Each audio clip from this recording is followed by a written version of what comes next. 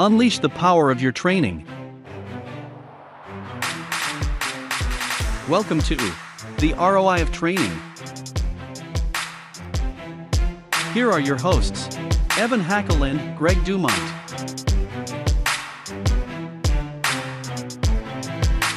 Almost anything in training can be measured, and almost anything you can determine the ROI, either projected forward or going back. And today, what I'm going to do is talk about the basics of doing ROI on the things that I think people find the most difficult. And I'm going to be talking a little bit about ROI in almost every case, but this is only a 15-minute presentation, so we can only expect so much. So the first concept I have to really premise is a concept of what contribution margin is. And contribution margin is really important because this is how you can determine the financial impact on your business. So sales is always going to be 100%. So you take your sales less your variable costs, credit card fees, commissions, cost of goods sold, all of those things. And Kelly, if you want to come on screen too, just ask. We'd be happy to have you. And we have a few people on my team, but you can all stay off screen. So anyhow, when you understand contribution margin, you can start doing numbers. So when I was doing the whole thing on the vendor, I used the term contribution margin, but I didn't have the time to really get into it. So we'll spend a little bit more time here. So contribution margin are the costs that only happen as a result of a sale. So I'm using an example of a restaurant, which is cost of goods sold or cost of food sold, credit card fees, commissions, spiffs, and any miscellaneous expenses they might have. And most restaurants don't pay commission and spiffs, but I'm just highlighting them because these are examples of variable costs. Now, my question, and I'll put you on this here, Maria, because you can speak and no one else can. Is rent a variable cost? No. No. I would think so. No, because you're going to have rent whether no one eats in your restaurant or you're packed. So that's the impact of understanding contribution margin, is because a lot of people look at the profitability of the organization. So they look at the net profit. We make 10% net profit. Your contribution margin is almost always larger. And that's because these basic things that are not variable costs are already paid for. So the incremental profitability on future sales is high. Is advertising a variable cost? I want to say yes. It is not. It isn't? It is not. And I will tell you why it is not. Okay. Because a variable cost is directly proportional to a sale that happened. When you go, and if you, let's say you spend $1,000 buying ads on Google or Facebook or whatever, you spent that money. It was spent one way or the other way. So it will have an impact on traffic coming in. So it will improve business. It's not a bad thing, but it's a fixed cost. The only way it would be not a fixed cost is if for some reason you had some ad that people brought in a coupon and you didn't pay anything for the advertising unless someone brought in the coupon, then that would be a variable cost. Salaries, you're paying staff. Now, if you become more busy, you're going to have more staff. But typically salaries are pretty much fixed, and I'm going to talk about that in a second about the variability. Utilities. Is utilities a fixed cost, Maria? Yeah. Your utilities are not going to significantly change. How about bookkeeping? I don't know the answer to that one. Bookkeeping is a fixed cost. It is a fixed? Yeah, because if you have 10 or 20% more business, you're not going to have to go hire an extra bookkeeper. Okay. Now, if we look at a restaurant, cost of goods sold, which is food, 28% as an average. Credit card fees, 3.3% as an average. And here I added miscellaneous, 3.7%. And I added the miscellaneous out of what I call an exuberance of caution. And that's to cover any extra labor, to cover any, marginal overtime for the bookkeeper, just to give me cushion so that my variable cost is totally correct, because some of those fixed things can have like little marginal differences. So my total variable cost is 35%. So what I now look at is sales is 100%, variable cost is 35%, and contribution margin is now 65%. So contribution margin 65%. Knowing this, we can start doing some analysis.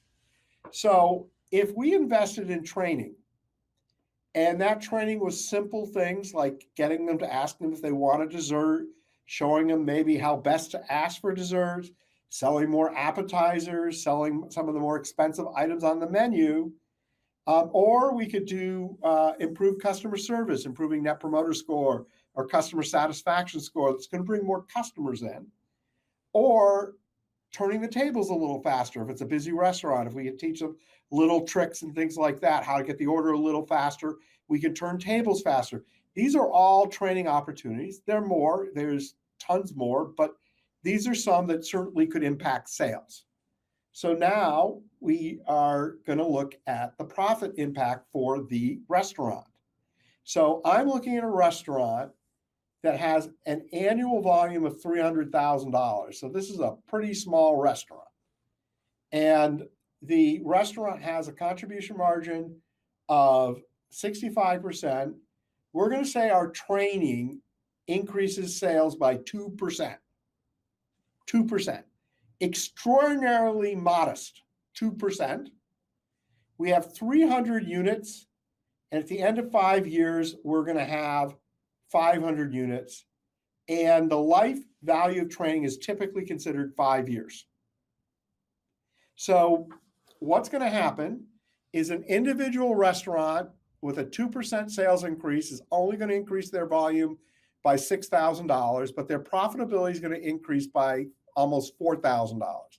Now let's just in our head sit here and say, to build out all of this training and to implement this training cost $100,000. The profit impact here on the unit, and again, these are small units, but on all 300 units is almost $1.2 million.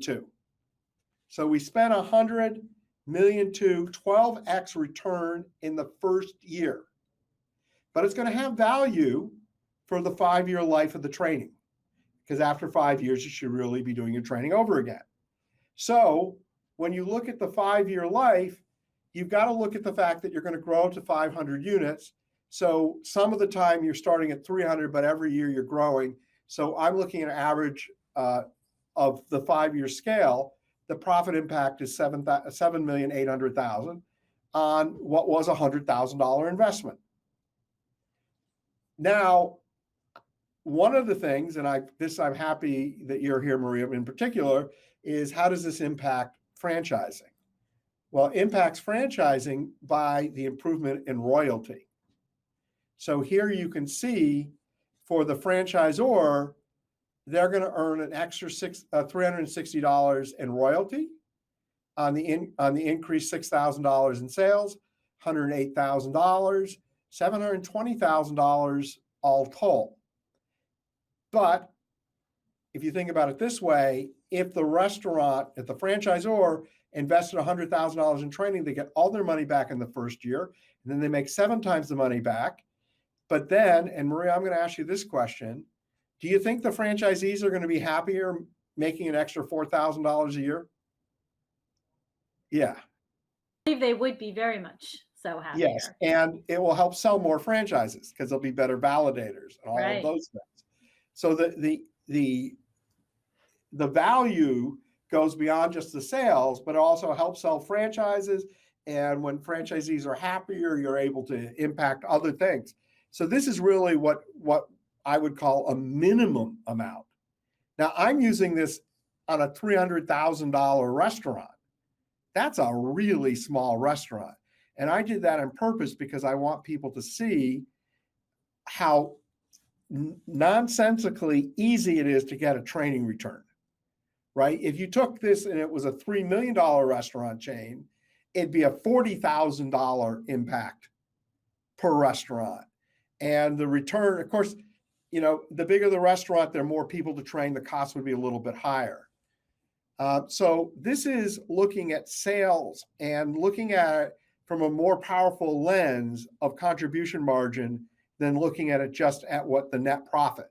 So if, let's just say this restaurant made a 10% net profit, most people would say, well, you increase sales by $6,000, you're going to increase profit by $60. But that's not true. You're going to improve sales by $600 rather, because 10% of 6,000 is 600, but it's really closer to 4,000 because you're looking at contribution margin and because your fixed costs are already covered.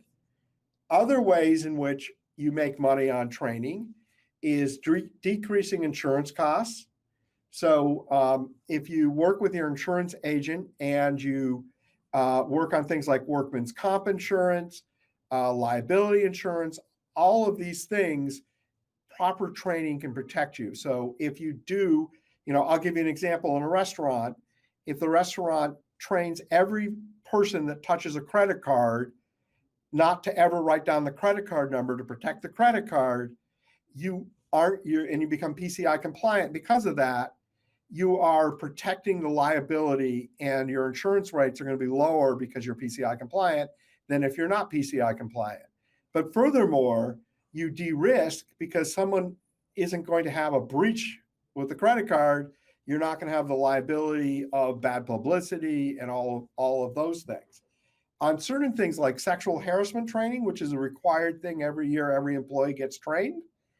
If you have training for that, if you don't have training for that and there is an issue, what happens is that people sue for the actual damages and then punitive damages. And punitive damages go way up based on someone, what's the word I'm looking for here? Someone feeling that the organization wasn't being actually proactive to stop it. But when the organization says, no, here are the things we did, and here's this person, and they took this training, then punitive damages are generally much less. Training decreases managers' time because if you create e-learning in particular, the manager doesn't have to spend as much time. What happens in a lot of restaurants is follow Bill, follow Jane, and the Bill and Jane are super busy. The person never really gets properly trained. The restaurant gets busy. The person starts waiting on tables, cleaning tables, whatever the job is, and the training never happens. So then you decrease mistakes. You can also increase the speed to market of new innovation. So if you have training and you're going to come out with a new product, you can train people on how to make the new product easily with good e-learning. Training improves retention. People like to be trained. People like to get better at what they do, and it's a recruitment tool that we have great training. So that completes the video, the formal part of my presentation. And now we're open for questions and comments. Karen, if you want to come on screen, that would be awesome. And Kaylee, you're welcome to ask to come on screen, or just put your questions or comments in chat. But let me start by asking you guys this question. Do you guys currently try to measure and determine your return on investment, your return on training investment now? Anyone? Oh, there she is. Hi, Karen. Hi, Evan. How are you? I'm doing great. Hi, folks. Hi, Greg. Hi, Maria. Yeah. I don't have a company that's developing the training as we speak. So I really don't, on the ROI that you just asked, Evan, yeah. I can't answer for that.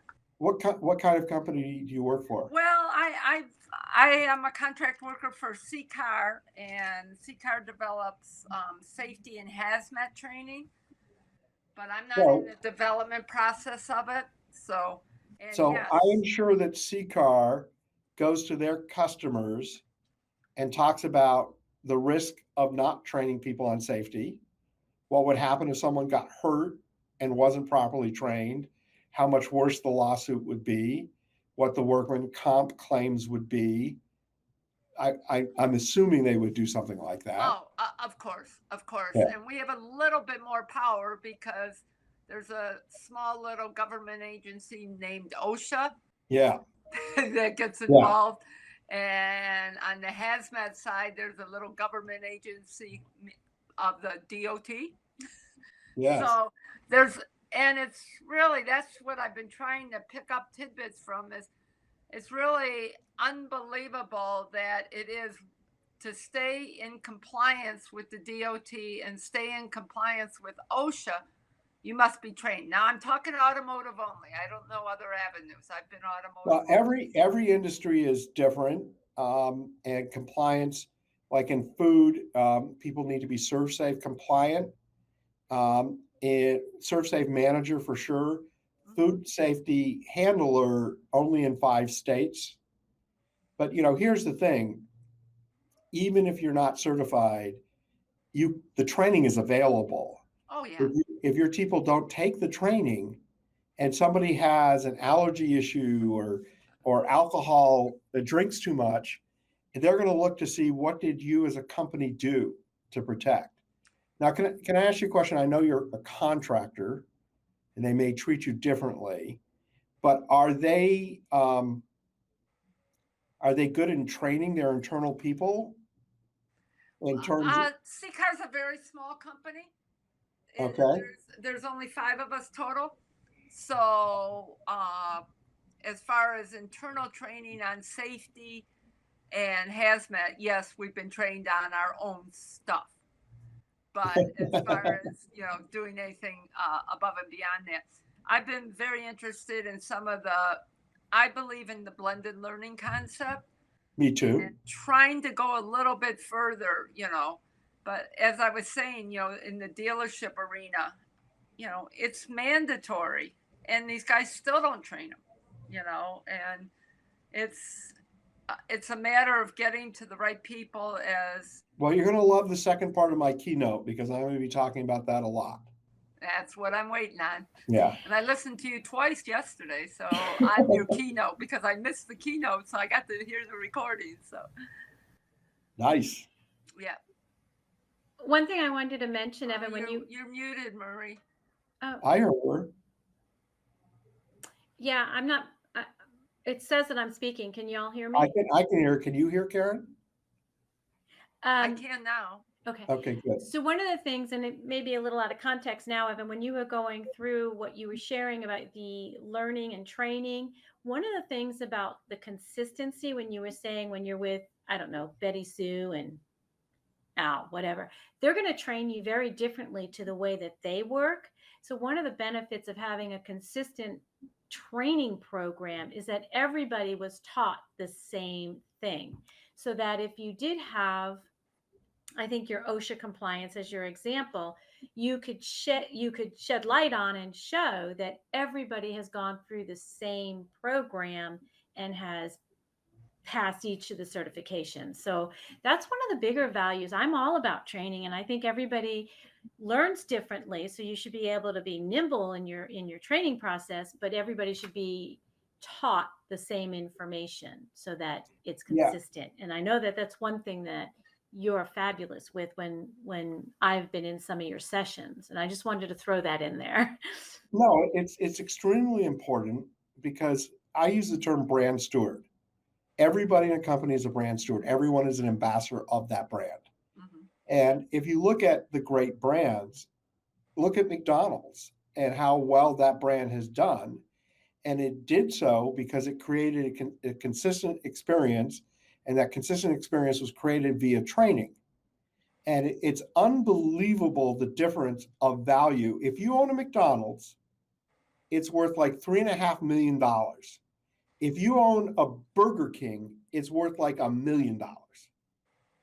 And the difference between Burger King and McDonald's isn't that one's got much better food than the other.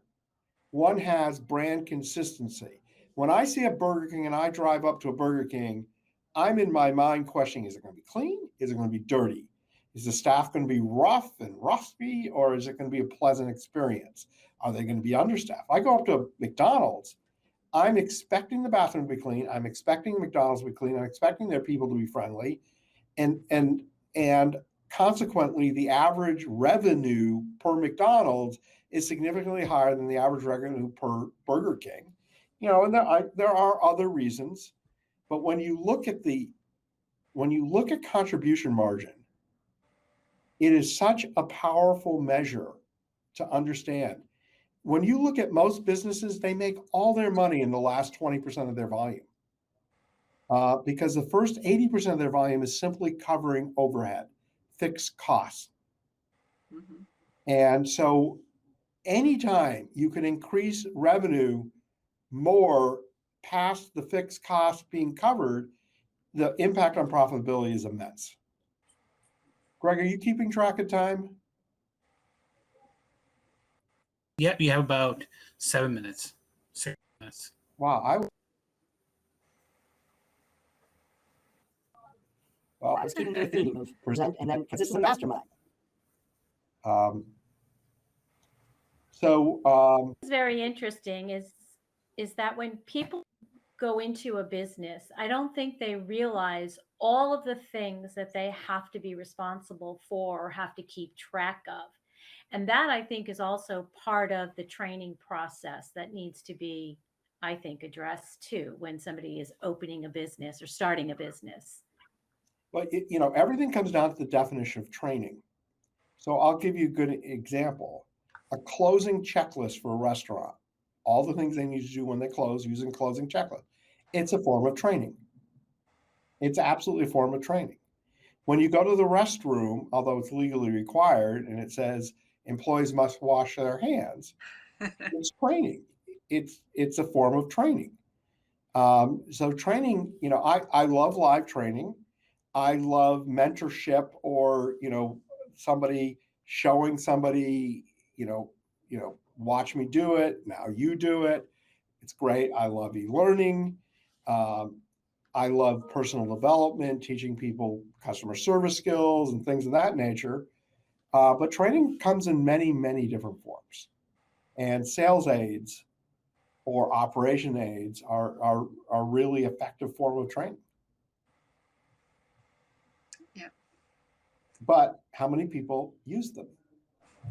Well, yeah. If you go back to the safety and the hazmat training, it's one price per location, and you can train everybody. And there are probably less than 1% of the customers or the dealerships that buy it. They train one person because then they're in compliance. They've got to have at least one person trained on hazmat.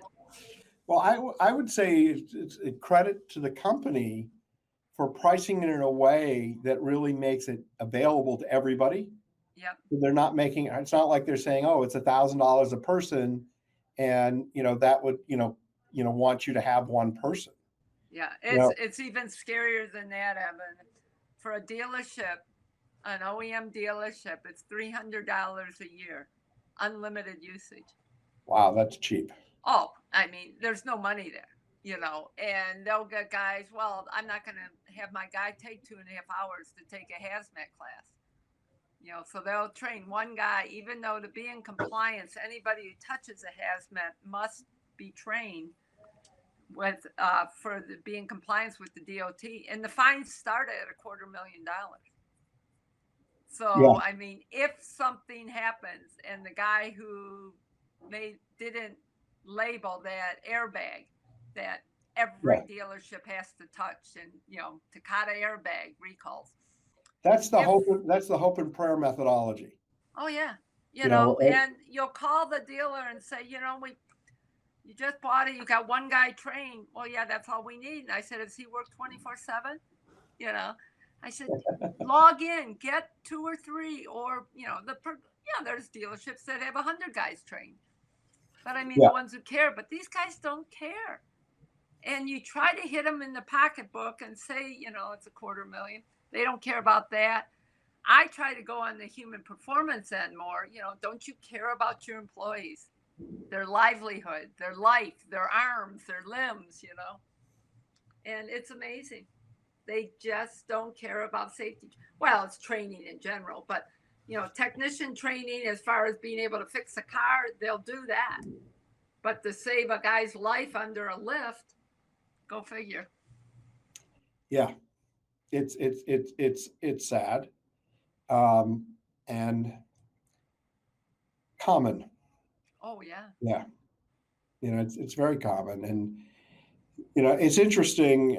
I was talking to somebody, a massive, you know, they had 1,800 locations across the country in the restaurant business, and I said, what would it be worth to you to reduce your retention, your turnover rate from 65% a year to, like, say, 25% a year? And, you know, I was expecting the person to say, oh my goodness, it would be fantastic to have a lower turnover.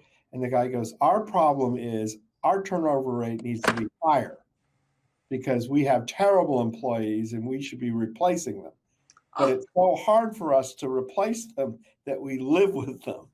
And, you know, which goes back to the whole adage of, what's the saying is, you know, I don't want to train my employees because if they leave me, Yeah. you know, I spent all this money, and then, well, what if they you don't, and But they if they stay, yeah.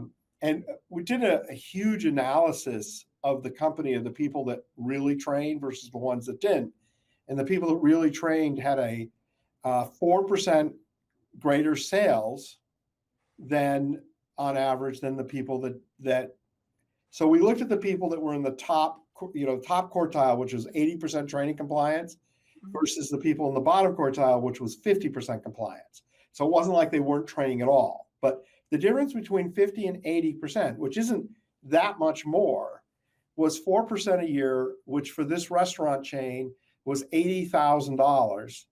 And then when you look at the contribution margin, that was around $50,000 of additional profitability because they took the time to train people. Right to the bottom line. Yeah. And when you prove it to them, and they still don't do it. I Yes. bet you they haven't jumped on board with you yet, have they? Even though you showed them. No, this was a good client who received the information well and used it to motivate others to train.